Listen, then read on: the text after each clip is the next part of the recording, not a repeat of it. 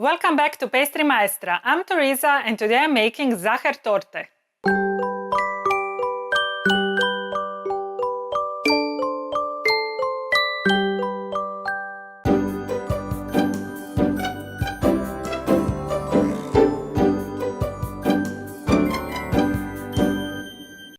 You know how I always say that the origin of such and such cake is unknown, a mystery, a controversy? Well, not this time. The whole story about Sacher cake is well documented and historically confirmed, so here it is. Sachertorte, as it is its original name, is a specific type of chocolate cake or torte invented by Austrian named Franz Sacher in 1832 for Prince Wenzel von Metternich in Vienna, Austria. It is one of the most famous Viennese culinary specialties. Now, this is one beautiful cake, no doubt about that. But what is more interesting is a legal battle that took place over it and lasted for many years. It's like reading a good thriller, actually. So, in 1832, Austrian Prince Wenzel von Metternich charged his personal chef with creating a special dessert for several important guests.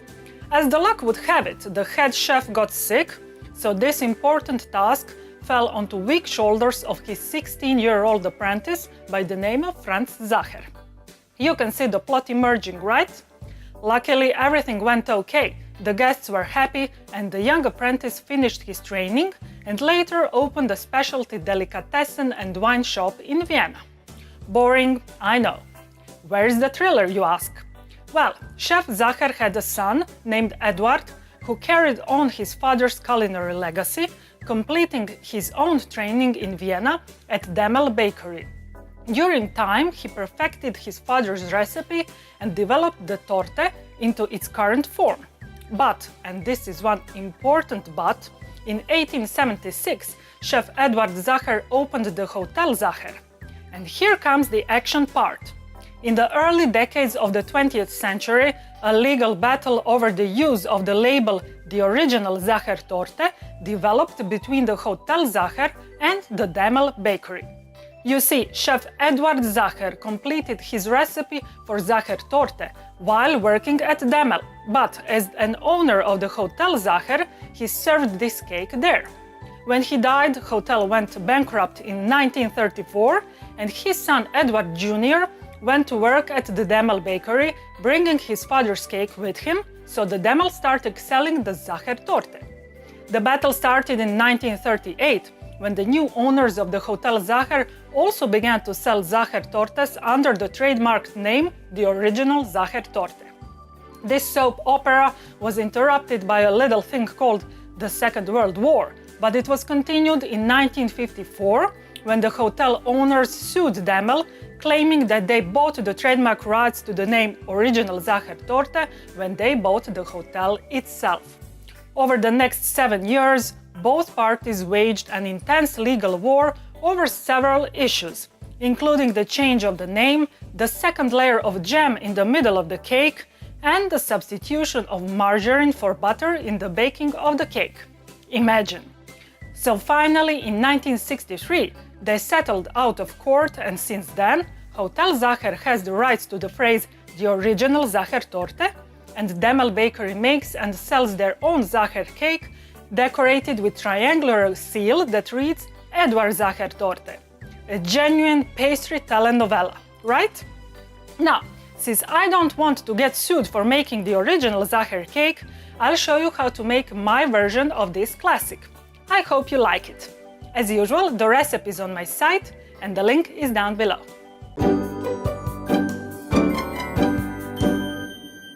To make the cake, first I'll put sifted cake flour, toasted hazelnut flour and sifted cocoa powder into a large bowl and stir with a whisk.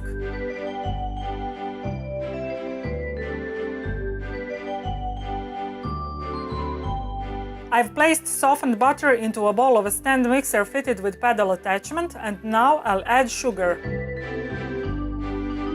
I'll mix on medium speed until the mixture becomes creamy.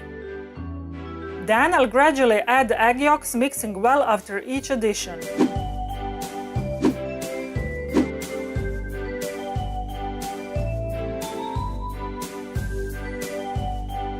Now I'll make French meringue from egg whites and 60 grams, which is 2.1 ounces of sugar. I've placed egg whites into a bowl of a stand mixer fitted with whisk attachment. I'll whisk on medium speed until soft peaks form. Then I'll gradually add sugar and continue mixing until firm peaks form.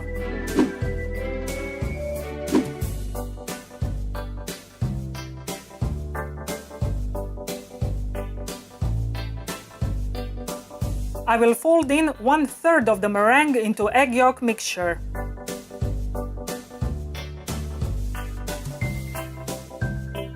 Then I'm gonna incorporate half of the dry ingredients into the mixture. Again, I will fold in 1/3 of the meringue and add the rest of the dry ingredients.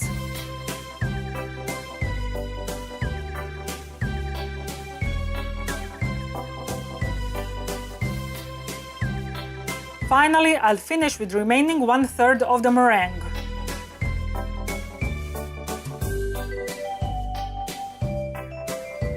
I'll pour the mixture into a 20 centimeters, which is 8 inches in diameter round cake pan and smooth the top with my small spatula. I will bake the cake at 180 degrees centigrade, which is 350 degrees Fahrenheit, for approximately 30 minutes until the cake tester comes out clean when inserted in the middle of the cake. To make the syrup, I'll mix water and sugar in a bowl. Then I'll heat this mixture into the microwave until the sugar crystals melt. When the syrup cools down, I will add rum and stir to combine. Now I'll make apricot jelly. First, I'll soak the gelatin in cold water. As soon as my gelatin softens, I'll take it out and squeeze to get rid of the excess water. I've placed apricot puree into a bowl. Now I'll add sugar and lemon juice and stir with a whisk. I'll heat this mixture in the microwave until it boils. Then I'll add soaked and drained gelatin and stir until it melts. I've lined my 18 centimeters, which is 7 inches in diameter round cake ring with aluminum foil, and now I'll pour the mixture inside. I will put it in the freezer for about 1 hour until the mixture is frozen solid. Next thing I'm gonna do is make ganache. I've put dark chocolate into a bowl. Now I'll pour the cream that I've previously heated in the microwave over the chocolate. I will leave it for a minute to allow hot cream to melt the chocolate. Then I'll stir until I get shiny, uniform mixture.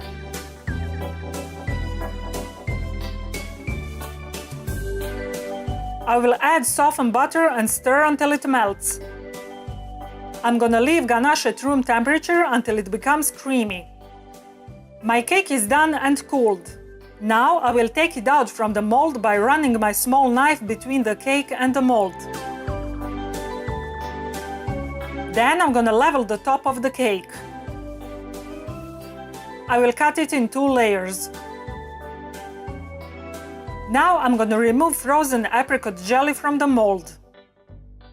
To assemble the cake, I've placed 20 centimeters, which is 8 inches in diameter round cake ring onto a cake board, and now I will line it with acetate strip. I'm gonna put 1/2 of the cake on the bottom and then I'll soak it with syrup. I've put ganache into a piping bag without tip and now I'll pipe it onto the cake. Then I'll put frozen apricot jelly in the middle of the cake and press it in with my fingers. I'll pour more ganache on top of the jelly. Then I will spread it with my small spatula. I will put remaining cake layer on top and soak it with syrup. I will put the cake in the fridge to set. While the cake is in the fridge, I will make chocolate decoration.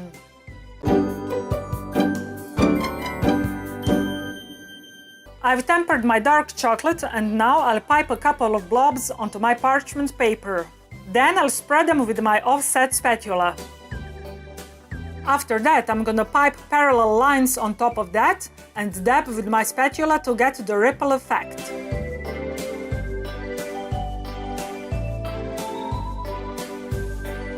Finally, I'll dust the chocolate with cocoa powder.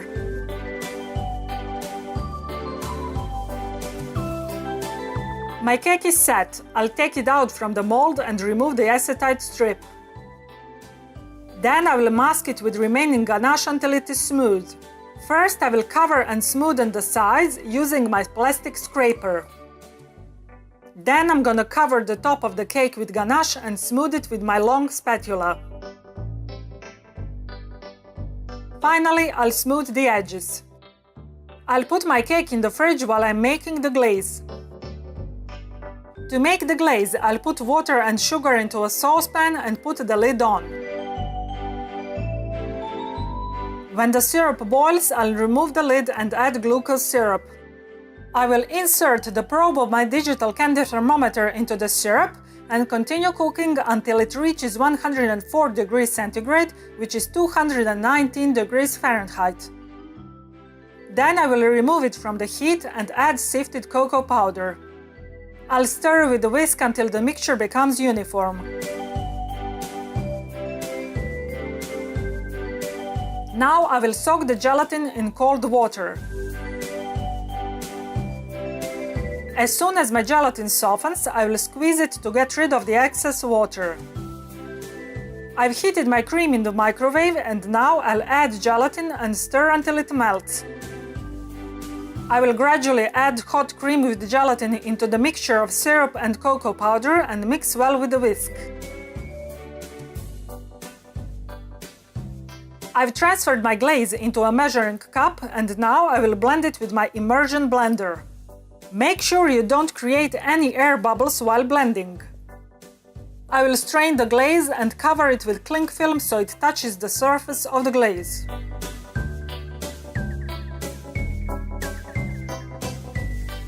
I will leave the glaze at room temperature to cool down. To glaze the cake, I've placed smaller cake ring on the tray and placed my cake on it. My glaze is at 35 degrees centigrade, which is 95 degrees Fahrenheit, and now I'll pour it over the cake, letting the excess glaze drip on the tray.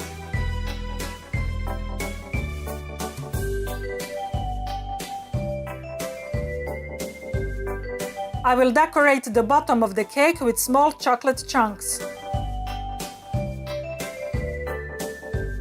Then I will cut my chocolate decoration into few pieces. I'll pipe the word Zacher on top of the cake with some melted dark chocolate.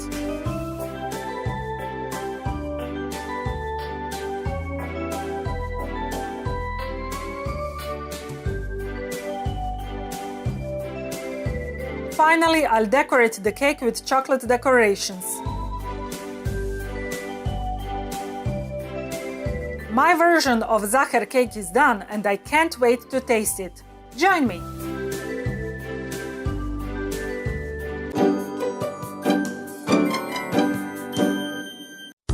Oh baby, you are so sweet, so delicious and yummy, so good to eat.